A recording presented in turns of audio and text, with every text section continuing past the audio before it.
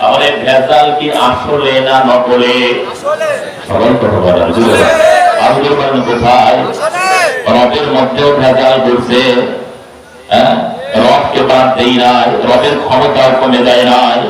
নবীর মধ্যে ভেজাল করছে, নবীকে বাদ দেই নাই, নবীর ক্ষমতাও নবীর পাওয়ারও কমে যায় নাই। কথা ঠিক না ঠিক? আরে ভাই, হিন্দুদের মধ্যে ভেজাল হবে কেন? খ্রিস্টানদের মধ্যে ভেজাল হবে কেন? ইহুদিদের মধ্যে ভেজাল হবে কেন? বৌদ্ধদের মধ্যে ভেজাল হবে কেন? ভেজালের মধ্যে তো ভেজাল হয় না। জাহান্নামের মধ্যে আবার ভেজাল কিসের? ভেজালের মধ্যে তো ভেজাল হয় না, খাঁটির মধ্যেই তো ভেজাল হয়। ভেজাল তো মুসলমানদের মধ্যেই হবে, আলেমদের মধ্যেই হবে। কথা ঠিক না বেশি? বিয়ের মধ্যেই তোমাকে খাঁটিটা চিনে নিতে হবে। বাজারে মাছ কিনতে গেলে নিয়ে কিনিয়া ফেলাও না, গিয়াই কিনো না, বরং দেখো এটা ঠিক আছে কিনা। তোমার বাড়ির পাশের একজন কদু নিয়ে আসছে, লাউ নিয়ে আসছে, তুমি ওটা কথায় পচিয়ে এটা বিশ্বাস করো না, বরং চিন্তায় দেখো ঠিক আছে কিনা। কথা ঠিক না বেশি? এখানেও তো ভেজাল হবে, কিন্তু তালাশ করা লাগবে খাঁটি কোনটা। কথা ঠিক না বেশি? এবার আসেন রাসূলের জীবন নিয়েও কত ভেজাল। আজকে মাগরিবের ফরজ নামাজ পড়ছেন কয় রাকাত? সবাই কথা বলে, আরো বলেন কয় রাকাত? এখন যদি কোন আলেম বলে, চরমনার হুজুর বলে, দেওবন্দের হুজুর বলে, অথবা কাবার ইমাম বলে না মাগরিবের নামাজ এখন থেকে খুরসা 3 রাকাত পড়ে লাভ কি 4 রাকাত পড়বেন, মানবেন নাকি? যখন বলার সাথে সাথে যে বলবে সে ভণ্ড হয়ে যাবে। কথা ঠিক না?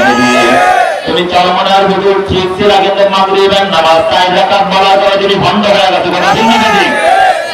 দেওবন্দের হুজুর বললেও সে হক থাকবে না, ভণ্ড হয়ে যাবে। সবল কথা বলা যাবে। কারণ ইসলামের মধ্যে কমানো বাড়ানোর অধিকার চরমনার হুজুরকেও দেওয়া হয় নাই, দেওবন্দের হুজুরকেও দেওয়া হয় নাই, কাবার ইমামকেও দেওয়া হয় নাই। কথা ঠিক না ঠিক? আবার কেউ যদি বলে যে এশার নামাজ 4 রাকাত ফরজ, 1 রাকাত কমায়া পড়ি, মানবেন? যে বলবে সে হক না ভণ্ড? আরো জোরে করেন, হক না ভণ্ড? এবার আসেন মুসলমানদের ঈদ কয়টা? সবাই কথা বলেন, আরো জোরে বলেন, আরো জোরে বলেন। এখন যারা বলে ঈদে মিলাদুন নবী, হক না ভণ্ড? কথা মানে যখন আরো জোরে বলেন। গ্রামের বাসায় রোজার ঈদ, কুরবানির ঈদ, ঈদুল ফিতর, ঈদুল আযহা, ইসলামের ঈদ 2টা। চরমনার হুজুর যদি 3টা বলে সেও ভণ্ড। কথা ঠিক না ঠিক? কাবার ইমাম বললে সেও ভণ্ড হবে, দেওবন্দের হুজুর বললেও ভণ্ড হবে। কথা ঠিক না ঠিক? তাহলে ঈদ 2টা যারা 3টা বলে তারা হক না ভণ্ড? আরো যারা হক না ভণ্ড? এবার দেখি এই ব্যাপারে রাসূলের অবস্থান কি। রাসূল সাল্লাল্লাহু আলাইহি ওয়াসাল্লাম সোমবার দিন, তার জন্মের দিন, তিনি রোজা রাখতেন। আবু বকর সিদ্দিক রাদিয়াল্লাহু তাআলা জিজ্ঞাসা করলেন, রাসূল আপনি রোজা রাখছেন কেন? আল্লাহর হাবিব বলেন, লিআন্না ফীহি ওলিদতু, কারণ এই দিন আমি জন্মগ্রহণ করছি, এই জন্মের শুকরিয়া হিসাবে আমি রোজা রাখি। রাসূল রাখছেন রোজা, তুমি ঈদ পালন করো, তাহলে তুমি আশিকে রাসূল না দুশমনে রাসূল? সবাই কথা বলেন, কথা বলেন, আরো জোরে বলেন। রাসূলরা একটা পাগলও তো বোঝে যে ঈদ আর রোজা বিপরীত জিনিস। ঈদের দিন রোজা রাখা, ঈদের দিন রোজা রাখা। রাসূল তার জন্মের দিন রাখছে রোজা, আর তুমি পালন করো ঈদ। তুমি আশিকে রাসূল না দুশমনে রাসূল? আসলে তো রোজা রাখা তো অনেক কষ্ট। 45 ডিগ্রি সেলসিয়াস হলে পানি পান করা যায় না, 16 ঘন্টা না খায় থাকা লাগে, পানিও পান করা যায় না। কথা বলেন। অন্য কোনো কিছু খাওয়ার তো প্রশ্নই আসে না।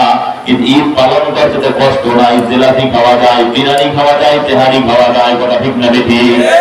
তাহলে ঈদ না রোজা? সবাই কথা বলেন, ঈদ না রোজা? আরো জোরে বলেন, এখন থেকে ঈদ পালন হবে না, রোজা। রাসূল তার জন্মের দিন হিসাবে বছরে 52 দিন 50 দিন রোজা রাখছেন, আর তুমি একদিন ঈদ পালন করো। আসলে তুমি আশিকে রাসূল না বরং দুশমনে রাসূল। কথা ঠিক না ঠিক? এখন এখন থেকে নিয়াত তো করি এটা ফরজ না, ওয়াজিব না, সুন্নাতে মুআক্কাদাও না, কিন্তু আমার নবী সোমবার দিন রোজা রাখছেন, তার জন্মের দিন। আমরাও রাসূলের সুন্নাতের অনুসরণ করে রোজা রাখবো। নিয়াত কারা কারা করতে পারলাম? বলি আল্লাহু আকবার। আল্লাহ তুমি তৌফিক দিয়ে দাও, সকলে বলি আমিন। এবার আসেন এরপরে পাই মিলাদুন নবী। আছে না নাই? আছে। বাকি নামাজের পরে মিলাদ হবে। মিলাদ মানে জন্ম। কার জন্ম হবে বলো? কথা বলো যে তোমার বাবার জন্ম হবে। দোকান উৎপাদন করবা, মিলাদ হবে, তো কার জন্ম হবে বলো? দেখি আমার রব কি বলেন? আমার রব বলে উদউনি আস্তাজিব লাকুম, তোমরা আমার কাছে দোয়া করো, আমি তোমাদের দোয়াকে কবুল করব। আল্লাহর হাবিব বলে আদ-দুআউ মুখুল ইবাদা, দোয়া ইবাদতের মগজ। আদ-দুআউ হুয়াল ইবাদা, দোয়াই ইবাদত। দোয়ার মধ্যে কোরআন তেলাওয়াত আছে, দোয়ার মধ্যে দুরূদ শরীফ আছে, ইস্তিগফার আছে, চোখের পানি আছে, কান্নাকাটি আছে। কথা বলেন কিন্তু মিলাদের মধ্যে ইয়া নবী সালাম আলাইকা, জিলাপি সিন্নি ছাড়া কিছুই নাই। কথা ঠিক না বেঠিক? তাহলে মিলাদ না দোয়া? সবাই বলেন আরো জোরে বলেন, মিলাদ না দোয়া? এখন থেকে বলবেন বাকি নামাজের পরে দোয়া হবে। দোয়ার মধ্যে সব আছে। আমার রব দোয়া করার জন্য বলছে, রাসূল দোয়া করেছেন সব সময়। কথা ঠিক না বেঠিক? মিলাদ না দোয়া? ঈদ না রোজা? মনে থাকবে তো? মিলাদুন নবী মানে রাসূল নবীর জীবন জন্ম। মিলাদুন নবী মানে রাসূলের জন্ম। আর সিরাতুন নবী মানে নবীদের জীবনী। খুব বুঝবেন, বোঝার চেষ্টা করবেন। এই ইউনিয়নের নাম কি? জোরে বলেন, আরো জোরে বলেন। যখন তেলিহাটি বলছি তখন এর মধ্যে মাওনা ঢুকে নাই। কথা বলেন, 1 নং সিএমপি ঢুকে নাই, 2 নং সিএমপি ঢুকে নাই। কিন্তু যখন বলছেন শ্রীপুর, এর মধ্যে মাওনা আছে না নাই? তেলিহাটি আছে না নাই? লোহাই বাজার আছে না নাই? আমাদের এই মাহফিল আছে না নাই? যখন বলছেন গাজীপুর, এর মধ্যে শ্রীপুর আছে না নাই? লোহাই বাজার, তেলিহাটি নাই? কথা বলেন সবাই। রঙ্গিলা বাজার, জয়না, এমসি, নয়নপুর, মাওনা। যখন বলছেন ঢাকা, এর মধ্যে গাজীপুর আছে না নাই? মানিকগঞ্জ, বিক্রমপুর। কথা বলে না এবার আছে না নাই? ফরিদপুরে ঢুকছে, গোপালগঞ্জ ঢুকছে, মাদারীপুরে ঢুকছে, শরীয়তপুরে ঢুকছে, রাজবাড়িও ঢুকছে। কথা বলেন। যখন বলছেন বাংলাদেশ, এর মধ্যে শ্রীপুর আছে না নাই? আপনি সবাই কথা ভালো করে দিচ্ছেন, আছে না নাই? যখন বলছেন এশিয়া, এর মধ্যে ইন্ডিয়াও ঢুকছে, পাকিস্তানও ঢুকছে, বার্মাও ঢুকছে। কথা বলেন। নেপালও ঢুকছে, ভুটানও ঢুকছে, মালদ্বীপে ঢুকছে। যখন বলছেন পৃথিবী, এর মধ্যে আমেরিকাও ঢুকছে,